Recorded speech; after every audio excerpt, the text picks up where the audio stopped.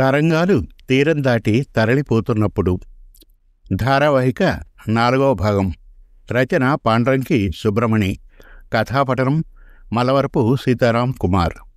జరిగిన కథ: హైదరాబాదులో అసిస్టెంట్ డైరెక్టర్గా పనిచేస్తూ ఉన్న నరసింహమూర్తికి అమెరికాలో 3 నెలల ట్రైనింగ్ రావడంతో బయలుదేరతాడు. వెళ్లే ముందు అతని పెదనాన్న భూషణం అక్కడ తెలిసిన వారి వివరాలు చెప్పి కలవమంటాడు. నరసింహమూర్తి తల్లి రిటైర్డ్ హెడ్ మిస్ట్రెస్ వర్ధనమ్మ గారికి ఒక స్కూల్లో ఇన్ఛార్జి పోస్టు వస్తుంది. నరసింహమూర్తి చెల్లెరు మాధవికి అక్కడే సీనియర్ టీచర్గా ఉద్యోగం వస్తుంది. ఆఫీసులో పనిచేస్తున్న శంకరం పట్ల సదభిప్రాయం ఏర్పడుతుంది వర్ధనమ్మ గారికి. అతనికి కూతురు మాధవికి పరిచయం కల్పిస్తుంది. అమెరికా వెళ్లిన నరసింహమూర్తి అక్కడ ప్రోగ్రామ్ ఇన్ఛార్జ్ మిస్టర్ రస్సెల్ను కలుస్తాడు. Double bedroom with sharing facility తీసుకుని రూమ్కి వెళ్తాడు. ఇక తరంగాలు తీరం దాటి తరలిపోతున్నప్పుడు ధారావాహిక 4వ భాగం వినండి. తీరా లోపలికి వెళ్ళిన తర్వాత అతడికి ఊహించని రీతిన కలలో కూడా అనుకోని తోకచుక్క ఎదురైంది. నిజంగా అది నిప్పులు కక్కే తోకచుక్కే. అతడు ముందే విన్నాడు, అమెరికన్లకు యూరోపియన్లకు ఒక లోపం ఉందని. అదే పరదేశాల పట్ల అవగాహన లేమి, తెలుసుకోవాలన్న జిజ్ఞాస లేమి. వీళ్లలో చాలామంది ఆసియా ఖండ భౌగోళిక విభజన రేఖల గురించి, ఆ ప్రాంత ప్రజల మధ్య తాండవించే మౌలికమైన సాంఘిక రాజకీయ తేడాల గురించి తెలుసుకోవాలన్న ఆసక్తి కనబర్చరని. ఇంకా చెప్పాలంటే ఆసియా ఖండ ప్రజల పట్ల ఓ విధమైన అలసత్వం కూడా ఉంటుందని. వాళ్ళకెప్పుడు అప్పటికే అభివృద్ధి చెందిన జపాన్ దేశం, ఇటీవలి కాలంలో ఎకనామిక్ జెయింట్గా రూపాంతరం చెందుతూ ఉన్న రెడ్ చైనా మాత్రం కళ్లకు కనిపిస్తూ ఉంటాయి. ఇక జరిగిందేమంటే, ఇండియా నుంచి వచ్చిన నరసింహమూర్తికి పాకిస్తాన్ నుండి వచ్చిన మరొక ఆసియన్ క్యాండిడేట్ షేక్ అహ్మద్తో జత చేసి ఒకే రూమ్ పోర్షన్ కుదిర్చారు ఇక్కడి వాళ్ళు. ఆ మాటకొస్తే అతడితో వచ్చిన బ్యాచ్లో పాకిస్తాన్ క్యాండిడేట్లు మాత్రమే కాదు, ఇతర ప్రాంతాలైన మయన్మార్, శ్రీలంక, బంగ్లాదేశ్, ఆఫ్ఘనిస్తాన్, థాయిలాండ్ వంటి దేశాల నుంచి కూడా ట్రైనింగ్కి వచ్చి ఉన్నారు. అంతెందుకు, ఇండియా నుండే 2-3 భారతీయ క్యాండిడేట్లు కూడా వచ్చి ఉన్నారు. మరి వీళ్ళందరినీ విడిచి జోలిలో మిగిలిన చివరి రొట్టె ముక్కన అతడికి పాకిస్తానీ క్యాండిడేట్నే జత చెయ్యాలా? ఏమిటో ఈ అమెరికన్ల వింత ధోరణి. సూపర్ పవర్కి చెందినవాళ్ళు కదా, సూపర్ ఈగో. రూమ్లోకి ప్రవేశించిన తర్వాత ఇద్దరూ లాంఛనప్రాయంగా ఒకరినొకరు పరిచయం చేసుకున్నారు, విష్ చేసుకున్నారు. అంతేకాదు, ఇద్దరూ చేతులు కలుపుకుంటున్నప్పుడు షేక్ అహ్మద్ కళ్ళు మిలమిలా మెరవడం గమనించాడు నరసింహమూర్తి. అతడు నిజంగానే ఒకంత అయోమయానికి లోనయ్యాడు. ఎందుకంటే అవి కోపంతో మండుతున్నాయా లేక స్వచ్ఛమైన స్నేహభావంతో మెరుస్తున్నాయా అన్నది తేల్చడం అప్పటికప్పుడు కష్టమే. మరి ద్వేషాగ్నిలో రక్తపాతంలో నుంచి పుట్టిన దేశంలో పెరిగినవాడు, తన ముందు నిల్చున్న ట్రైనీ బ్యాచ్మేట్ షేక్ అహ్మద్. సరిహద్దు జగడాల కబ్జాకారులు వీళ్ళందరూ. అతని మనసులో ఎప్పుడో చదివిన సంస్కృత శ్లోకం మెదిలింది. దుర్జనులతో వైరము కానీ, ప్రేమపూర్వితమైన దగ్గరితనాన్ని కానీ ససేమిరా పెట్టుకోకూడదు. బొగ్గులను చల్లగా ఉన్నాయని ముట్టుకుంటే చేతుల్ని నల్లబరుస్తాయి. వేడిగా ఉన్నప్పుడు తాకితేనేమో చేతుల్ని భగ్గున మండిస్తాయి. అవురా, చిక్కుముడులు చెప్పి రావు కదా. తను కంపెనీ కోసం తాపత్రయపడిన మాట వాస్తవమే అనుకో. తోడు కోసం ఇద్దరికీ సరిపోయేలా పోర్షన్ కావాలని అడిగిన మాట కూడా వాస్తవమే అనుకో. కానీ ద్వేషాగ్ని కురిపించే పొరుగు దేశం నుండా వీటిని కోరాడు. ఒకే చోట శత్రు దాయాదులైన కౌరవుల్ని పాండవుల్ని కలిపి బంధించడం వంటిది కాదు. హౌస్ కీపింగ్ అసిస్టెంట్ లోపల పెట్టి వెళ్లిన సూట్ కేసుల్ని తెరిచి చూసి అందులో నుంచి పెదనాన్నగారి చిన్ననాటి మిత్రుడి కోసం కొనిచిన స్వీట్ బాక్స్ని, మిక్స్చర్ ప్యాకెట్ని బయటికి తీసి సొరుగులో ఉంచి థర్మో ఫ్లాస్క్ నుండి కాఫీ కప్పులో పోసుకొని 2 బిస్కెట్లు ప్లేట్లలో పెట్టుకుని తీరిగ్గా కూర్చున్నాడు నరసింహమూర్తి. అలా కాఫీ తాగుతూ అనుకోకుండా ఎదుటి జాయింట్ పోర్షన్లో వేసున్న పడక వైపు చూశాడతను. అంత త్వరలో ఎప్పుడు స్నానం చేసి వచ్చాడో మరి. షేక్ అహ్మద్ తను తెచ్చుకున్న చిన్నపాటి చాపపైన వజ్రాసనం వేసుకుని నమాజ్ చేసుకుంటున్నాడు. కాసేపటికి నరసింహమూర్తి కూడా లేచాడు. షవర్లో వేడి నీళ్ల స్నానం కానిచ్చి దట్టమైన అంగీ వేసుకుని దానిపైన హాఫ్ స్వెట్టర్ వేసుకుని చిన్నపాటి శ్లోకంతో దైవ ప్రార్థన చేసి కాసేపు తనతో తెచ్చుకున్న ట్రైనింగ్ ప్రోగ్రాంకి సంబంధించిన పేపర్లను, రోజువారీగా హాజరయ్యే ఫ్యాకల్టీ లెక్చరర్ల వివరాల్ని చూసుకుని మనస్సున గుర్తుంచుకొని అక్కడి నుంచి కదిలాడు. కాలమాన పరిస్థితుల వల్ల వాటిల్లిన అంతరాలు ఎన్ని ఉన్నా, తరాల నాటి మానసికపరమైన కొండ చర్యల్లాంటి అవరోధాలు ఎన్ని అడ్డొచ్చినా, విద్య అందించిన సభ్యతా సంస్కారాలు వాటన్నిటినీ అధిగమింపజేసి ముందుకు నడిపించగలవు, మానసిక వికాసాన్ని పెంపొందించగలవు, కొంతలో కొంత సకారాత్మక దిశ నిర్దేశం చేయగలవు కూడాను. ఆ కారణాన కడుపులో ఎలుకలు పరిగెత్తుతున్నాయనిపించినా అదుపు చేసుకుని నరసింహమూర్తి అటువైపు తొంగి చూసి, భోజనం చేయడానికి డైనింగ్ హాల్కు వెళ్తున్నాను, వస్తారా మిస్టర్ షేక్ అహ్మద్ అన్నాడు. ష్యూర్, థ్యాంక్స్ అంటూ షేక్ అహ్మద్ నమాజ్ చేసి తీరుబడిగా కూర్చున్నవాడు బెడ్పై నుంచి అమాంతంగా లేచి అతన్ని అనుసరించాడు. భోజనం ఇండియన్ స్టార్ హోటళ్లలో ఆఫర్ చేసే బఫేలా వాళ్లకు నచ్చిన పదార్థాలను వాళ్ళ ప్లేట్లలో పెట్టుకుని తినాలి. అక్కడ తళతళలాడే గిన్నెలు కావు, చెంచాలు మాత్రమే కావు. వాటన్నిటినీ మించి శుభ్రతే నలువైపులా మీదుమిక్కిలి మెరుస్తున్నట్లు ఉంటుంది. ఆకలిని రెట్టింపు చేస్తూ ఉంది. షేక్ అహ్మద్కి ఎదురుగా కూర్చొని తింటున్నాడన్న మాటే గాని అతని మనసు మాత్రం పాకిస్తానీ రూమ్మేట్ గురించే తలపోస్తూ ఉంది. నేడు కాకపోయినా తప్పకుండా రేపోమాపో అంతర్జాతీయ స్థితిగతులపైన, ముఖ్యంగా భారతదేశ విదేశీ విధానంపైన ఏదో ఒక వ్యాఖ్యానం చేసే తీరుతాడతను. తనను ముగ్గులోకి లాగడానికి పూనుకునే తీరుతాడు. ఇంటర్నెట్లో పాకిస్తానీ వీరాభిమానులు భారతదేశానికి వ్యతిరేకంగా చేస్తూ ఉన్న భీకరమైన ట్వీట్లు తను చూస్తూనే ఉన్నాడుగా. ఆశ్చర్యం! నరసింహమూర్తి మొదటిసారి తన ఊహాగానంలో తప్పటడుగు వేశాడు. తన స్థిరాభిప్రాయాలను తలకిందులు చేశాడు షేక్ మహమ్మద్. ఇద్దరూ భోజనాలు కానిచ్చి డైనింగ్ హాల్లోని సోఫాలో కూర్చుని వెండి పళ్ళెంలో ఉన్న పెప్పర్మెంట్ బిళ్ళల్ని నోట్లో వేసుకుంటున్నప్పుడు షేక్ అహ్మద్ అన్నాడు, రాత్రిపూట ఇక్కడ మరీ చల్లగా ఉన్నట్లుంది కదూ అని. అతడేమీ మాట్లాడకుండా తలూపాడు. ఆ తర్వాత అతడు అనుకున్నట్లే షేక్ అహ్మద్ అండపిండ బ్రహ్మాండాన్ని బద్దలు కొట్టాడు. ఎలాగని అతను ఎదురు చూడని విధంగా.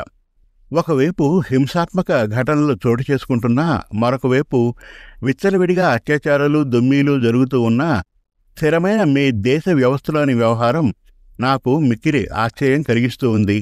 ఫ్రాంక్గా చెప్పాలంటే అసూయ కూడా కలిగిస్తుంది మిస్టర్ మూర్తి అన్నాడు.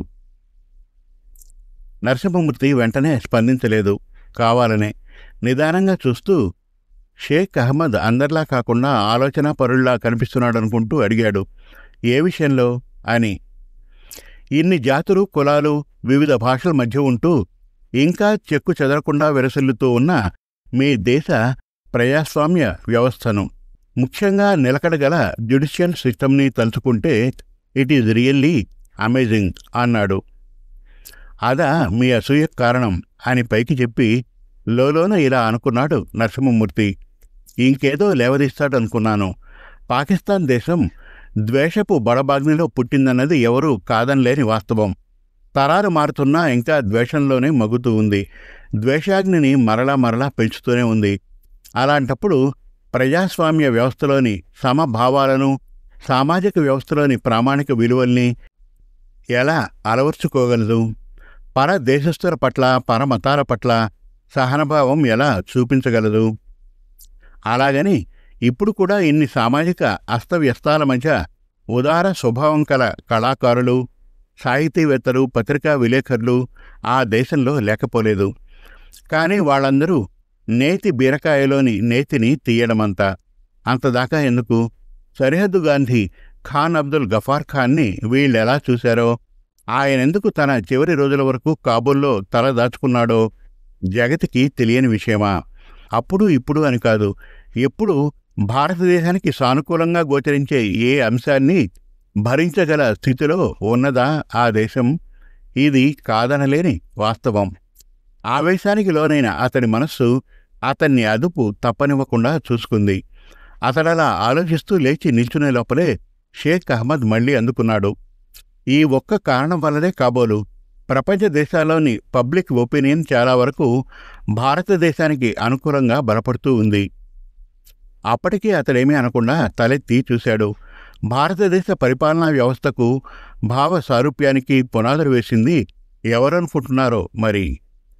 మదన్మోహన్ మాలవ్య, టంగుటూరి ప్రకాశం పంతులు, సర్దార్ వల్లభాయ్ పటేల్ గారు, మోహన్ దాస్ కరమ్చంద్ గాంధీ గారు, సామ్యవాది పండిత నెహ్రూ వంటి మహానుభావులు కదూ.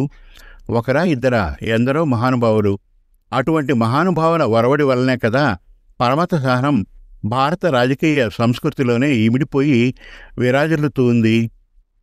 అతడిక సంభాషణలో ముందుకు సాగాలనిపించక నిశ్శబ్దంగా నవ్వుతూ లేచి కదిలాడు. Shall we go to our hermitage అంటూ. అహ్మద్ కూడా లేచాడు.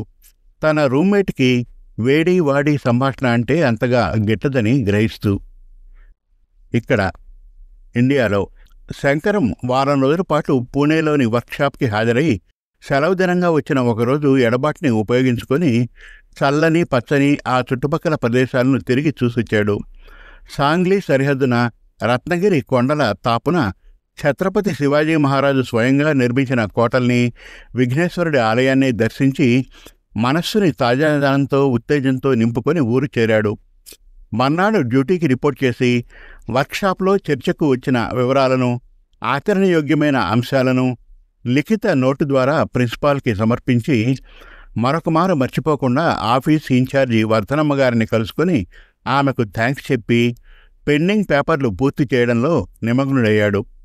శంకరం సమర్పించిన నోటుని ప్రిన్సిపాల్ ఆమెకు పంపించాడు. పేరావైజ్ కామెంట్స్ ఇవ్వమని. ఆమె వెంటనే నోట్ తెరిచి చూడలేదు. తన ఛాంబర్ కిటికీ గుండా బయటికి కన్నార్పకుండా చూస్తూ ఉండిపోయింది. రీజెస్ సమయంలో కొంటెతనాన్ని పుడికిపుచ్చుకున్న స్కూల్ కుర్రాళ్ల అరుపులు, అమ్మాయిల కేరింతలు, చలాకీతనం నింపుకున్న కంఠస్వరాలతో బిల్డంగోడు ఆడుకుంటూ ముచ్చట్లాడుకుంటూ ఉన్న కొందరు అమ్మాయిల ముఖాలు, నేవళంతో మెరిసే యవ్వనవతులైన స్కూల్ టీచర్ల కళైన వదలనలు, ఇవన్నీ చూస్తూ ఉంటే ఆమెలో తొలకరి చినుకుల వంటి జ్ఞాపకాలు సుమధుర స్వరబిళ వీచికలై తాకాయి. గుండెల్లో గతకాల నాదస్వరాలను అలలు అలలుగా రేపాయి. రిటైర్డ్ హెడ్ మిస్ట్రెస్గా ఆమె విశాఖ నుంచి హైదరాబాద్ వచ్చినప్పుడు ఆమె గురించి విన్న స్కూల్ మేనేజ్మెంట్ కమిటీ సభ్యులు ఆమెను కలుసుకున్నారు. మీరు గానీ దయదలిచి మీ అమూల్యమైన అనుభవసారాన్ని మా స్కూల్ మేనేజ్మెంట్ వ్యవహారాలకు, ఫ్యాకల్టీ నిర్వహణకు అందిస్తే మేమెంతో రుణపడి ఉంటాం అన్నారు వినమ్రతతో. కానీ న్యాయంగా దాపరికం లేకుండా చెప్పాలంటే తనే వాళ్లకు రుణపడి ఉండాలి. కలకాలము రుణపడి ఉంటుంది కూడాను. ఎలాగంటే ఎందుకంటే తన జీవితాన్ని 2 భాగాలుగా విభజిస్తే ఒక అంకం తన భర్త నరసింహుల్ది, మరొక అంకం బడి తరగతులది, పిల్లల ప్రపంచాల్ది. అణువణువు అద్యంతము తన జీవితాన్ని ఆ 2 భాగాలకే అర్పించుకుంది. ఆ తరువాతనే తనకు మిగతా వాళ్ళందరూను.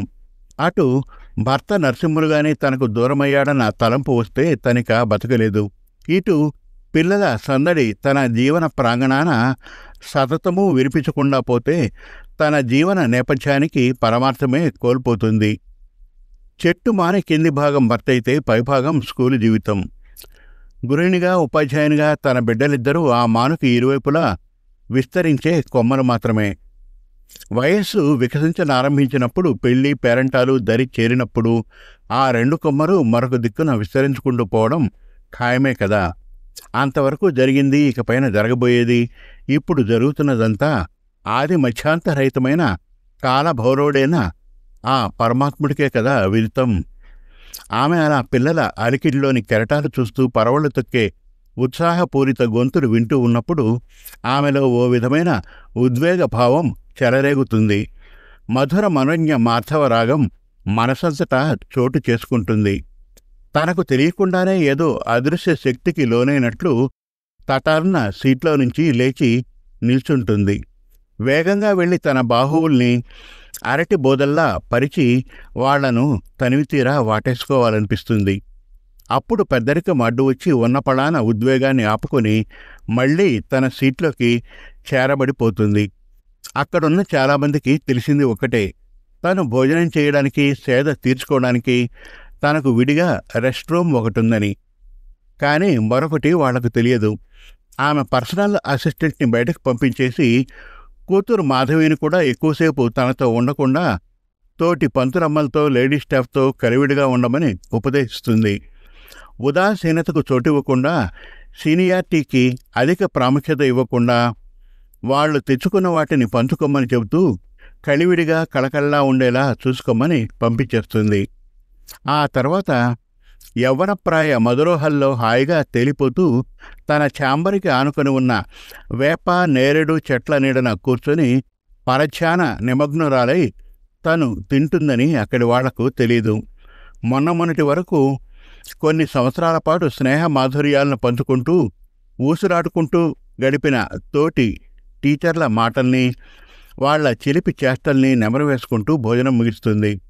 వాళ్లలో చాలామంది జూనియర్ గ్రేడ్ టీచర్లు, సీనియర్ గ్రేడ్ టీచర్లు తనలాగే ఈ పాటికి ఉద్యోగ విరమణ చేసి ఉద్యోగ బాధ్యతలకు వీడ్కోరు పలికి ఉంటారు. పిదప మనవళ్ళు, మనవరాళ్లతో కాలం గడుపుతూ ఉంటారు. లేదా కొడుకు, కూతుళ్ల వెంట విదేశాలకు చెక్కేసి ఉంటారు. జీవన మహాప్రస్థానానికి ఉన్న మహత్తర మరుపు అదే కదా. ఇదిగో ఇలా వెళ్ళి అలా రాను అంటూ బయలుదేరి మధ్యలో ఎక్కడో మరెక్కడో ఆగిపోవడమేగా జీవన ప్రయాణానికి ఉన్న అసలు ముగింపు. జీవన మరిసంధ్యా సమయంలో మృదువైన గతకాల జ్ఞాపకాలు తలిరాకు చివరన వ్రేలాడుతూ మెరిసే మంచు బిందువుల వంటివి. ఇప్పటికిప్పుడు అరచేతిలో ఎమడకపోయినా అవి జీవన చైతన్య ప్రాణసారాన్ని ఇంకిపోకుండా నిలుపుతాయి. ఎట్టకేలకామె ఆలోచనా తుంపర నుండి తప్పుకొని మంచినీటితో గొంతుని తడి చేసుకుని శంకరం సమర్పించిన నోట్ని చేతుల్లోకి అందుకుంది. డాంబికమైన పదజాలం లేకుండా సకారాత్మకమైన, వివరణాత్మకమైన అతడి నోట్ ఆమెకు నచ్చింది. కల్లా కపటం లేని శంకరం ముఖం కళ్ల ముందు మెదిలింది. గుండె నిండా కొండంత నిజాయితీ ఉంటేగాని ఎవరూ తమ పూర్వోత్తరాల గురించి అంత బాహాటంగా అదీను తానుగా ముందుకొచ్చి చెప్పరు. దాన్ని బట్టి తెలుస్తూ ఉంది అతడికి తన పెద్దరికం పైన ఎంతటి మన్నన, మర్యాద ఉందో. ఇక ముందుకు సాగి చూస్తే కాటి కాపర్లంటే సత్య హరిశ్చంద్రుడి బాపతేగా. ఆ రీతిన శంకరం సత్య హరిశ్చంద్రుడికి దగ్గరవాడేగా. చదువు వ్యక్తికి మంచి అర్హత ఇవ్వగలదు, తగు స్థాయిన ఉద్యోగం ఇవ్వగలదు, సంపాదన సమకూర్చగలదు, సమాజంలో స్థాయిని పెంచగలదు. కానీ చదువు మాత్రమే బాంధవ్యాలను, అనుబంధాల్ని, ముఖ్యంగా ఉదాత్త మానవీయ విలువల్ని ఇవ్వలేదు. ఇంతటి ఉత్తమ గుణాంశాలు ఉండాలంటే పూర్వజన్మ సుకృతం కూడా కలిసి రావాలి. జీవన అనుభవసారాన్ని పుణికిపుచ్చుకున్న వర్ధనమ్మకు ఆ విషయం బాగా తెలుసు. నిస్సందేహంగా శంకరంలో ఇంకేదో ఊహకు అతీతమైనదేదో ఇమిడి ఉందన్నది ఆమెకు తోచింది. పూర్వజన్మ సుకుమారమైన వాసనేమో, ఋషివాకిట పెరిగి వ్యాపించిన గతజన్మ నేపథ్యమేమో. ఇంకా ఉంది. తరంగాలు తీరం దాటి తరలిపోతున్నప్పుడు ధారావాహిక 5వ భాగం త్వరలో. మరిన్ని చక్కటి కథల కోసం, కవితల కోసం, వెబ్ సిరీస్ కోసం మనతెలుగుకథలు.com విజిట్ చేయండి. Thank you.